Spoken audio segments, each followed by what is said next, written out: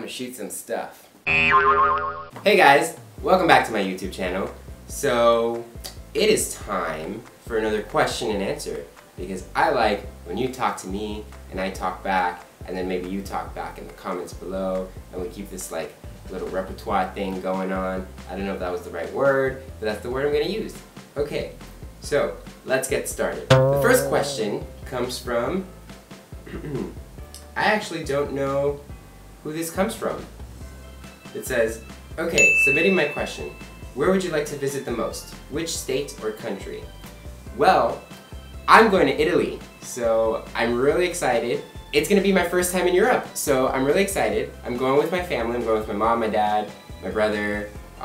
It's going to be a lot of fun. I'm going with Christian and Cassandra too. I've never been to Europe. Italy is like my mom's dream country to go to, so I'm really excited that I get to take her there. We're going to Rome, Venice, and Florence. So if you guys have any tips on what to do there, let me know, because I leave literally in like a week. I'm excited. I'm a little nervous about the plane ride because it's like 14 hours and I'm terrified of flying. Like, I hate planes, I hate being in the air, so I might have to pop a Xanax or two. So I'm excited to be going to Italy, but my favorite country to visit, like my dream country in the world to visit, would have to be England. I'm dying to go to London. I think their accents they do things to me. Any of you guys want to come along? Let me know. Next question comes from, I'm like not saving the names of who sends them to me anymore, because these are coming in from Facebook messages, so it's harder to screenshot the name and the question at the same time. Okay. How do you feel about open relationships in the gay community? That's a question for your Q&A, haha. I actually do know who sent this to me. I believe my friend Sasha sent this to me. How do I feel about open relationships? You do you, you know? You do you, boo-boo. If it works for you, then go for it. I personally, my opinion, don't feel like open relationships work, and I have many friends who have been in open relationships and then their relationship didn't last, and it's like, how can you be jealous that your partner is sleeping with someone else if you claim to be in an open relationship and then it doesn't work out? So for me, no thank you. I don't do open anything, except for opening the fridge. It's the only open relationship I have, and it's not even that open because I get really upset when other people put their hands in my fridge. That sounded nasty. You know what I mean. So, not for me, but if they're for you, go for it. I'm not gonna yuck anybody's yum. You know what I mean? Next question comes from John Lincoln. Hi Jason, I'm having an argument with my significant other and hoping you can answer this. I drive for Uber, and my question is, if I pick up a passenger who announces he's a drug dealer and needs to pick up a new shipment, what should I have done? This happened a couple months ago, and we want to know what you think. Okay! You know, if it's not you, it's gonna be somebody else. So just drive them to their location, drop them off, keep going with your life. Make that money, you know? That's what they're doing. They're just making that money. Also, what kind of drug? Because if it's like, you know, yes, alcohol's a drug, that's not what I'm talking about. If it's like a little marijuana here and there, I don't smoke it, but it's legal now, so Scampy, do you want to be part of this?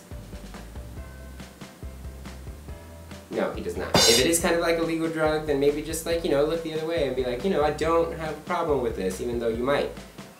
If it's like a hardcore, like heavy drug, I don't know. I'd be afraid to get the police involved because they have like all of my information on the Uber app, so what if they like know some like mafia people and they come and like track me down and then like put an arrow through me? Sorry, I've been watching Arrow recently. It's a great show, you guys should watch it. I would, because you're in a like closed car situation with the person who's already in your car and you've probably been having a conversation and that's how it came up, I would just drop them off at the location, be very nice, and get out of there, because you never know what else is involved with those kind of like drug runs. Plus, if the police show up, just be like, I didn't know, I'm just an Uber driver. That's my take on it. I don't know though. Next question comes from Vincent Hicks. If you could switch careers with anyone in Hollywood, who would it be? Robbie Amell. I would also switch bodies. Robbie Amell? No, actually, Tom Holland. Because he is the new Spider-Man and his life is set from now on. I would love to be Spider-Man. I'm not that athletic, I'm not a gymnast or a dancer, which is probably why he got the part, because he can do all those backflips and stuff. But I would definitely switch careers with Tom Holland. I mean, he's young, he looks like he's having a lot of fun, he's the new Spider-Man, so he's part of the Marvel Cinematic Universe, which means he's going to be making a lot of money, and he's British. And we all know how much I love London. The last question comes from Pete Devereaux. I think I said that right. Now that same-sex marriage has pretty much been resolved, what will be the next arrowhead for LGBT?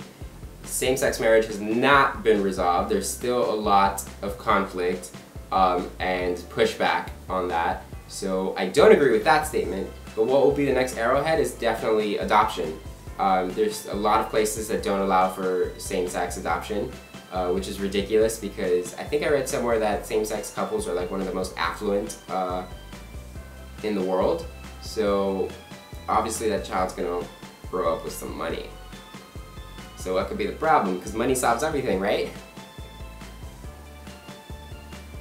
Anyway, definitely adoption for same-sex couple. That should be like the next arrowhead because they still make it so difficult, and you know, they just want a child in their life, and it's not biologically possible at the moment, although they are making advances. Why not give someone the opportunity to grow up in a happy home?